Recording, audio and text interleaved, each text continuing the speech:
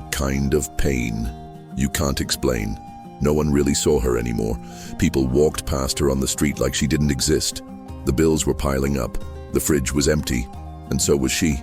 Emma had once dreamed big, of being her own boss, of changing lives, of making her parents proud.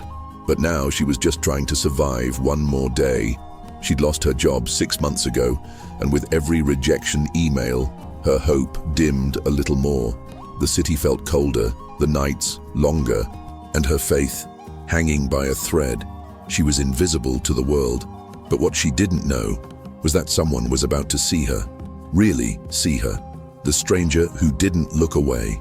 It was a Tuesday, grey skies, drizzle. Emma sat on a worn bench outside a small coffee shop, counting the coins in her pocket. Not enough for a drink, just enough to remind her of what she lacked. People passed by as always, busy, distracted, focused on everything except the woman breaking silently in front of them, until one man stopped. He didn't look like much, faded jeans, old backpack, kind eyes, but he saw her. He asked if she was okay, and she lied. "I'm fine," she said, forcing a smile. But he didn't buy it. Instead of walking away, he sat beside her. He didn't offer pity. He offered presence. And then he asked a question that cracked something open inside her. What would you do if money wasn't the problem? She wasn't ready for that. No one had asked her about her dreams in years. No one had looked at her and seen more than just a burden. But this stranger did. The dream she buried long ago. She hesitated. No one had asked her that in so long. She almost forgot she had an answer. But something inside her stirred. Something she thought had died. "I used to want to start a wellness brand," she whispered. "Natural products, handmade, inspired by my grandmother's remedies." She laughed nervously, brushing it off. "But that's just a dream from another life." The stranger didn't laugh. He leaned in and said, "Maybe that dream's not dead. Maybe it's just waiting on you." Emma felt her eyes sting. No one had believed in her for so long, not even herself. He handed her a business card, not his, blank, just a line written on the back. "Start small, start now. You're not invisible." That moment changed everything, not instantly, but enough to plant something in her. A spark, buried deep, began to burn again, building from the ashes. Emma went home that night and didn't sleep. She opened an old notebook she hadn't touched in years. Inside were scribbles, formulas for creams, ideas for a brand name, colors, scents, hopes, and she made a decision. She would start with what she had, where she was. She sold an old jacket online, used the money to buy basic ingredients, watched free tutorials, borrowed a friend's kitchen when she could, packaged her first batch of homemade skin cream using recycled containers and handwritten labels. It wasn't glamorous, but it was hers. At first, she sold to a few friends, then friends of friends. Every time someone bought, it wasn't just money. It was proof she mattered.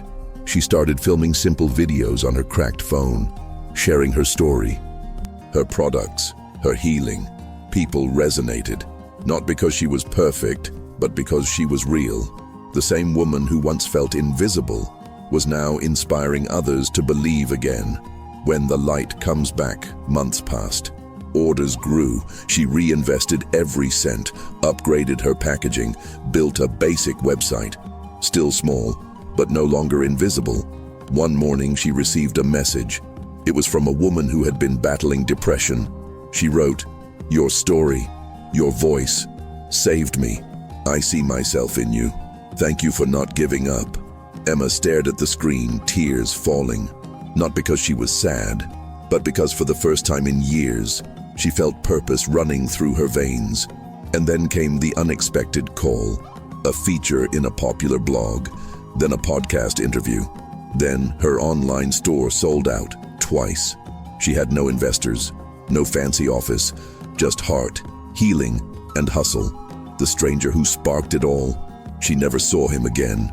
But every time she looked in the mirror, she remembered his words. "You're not invisible." The message she leaves behind. Today, Emma's story is no longer about what she lost. It's about what she found when everything seemed gone. She discovered that sometimes the lowest point isn't the end.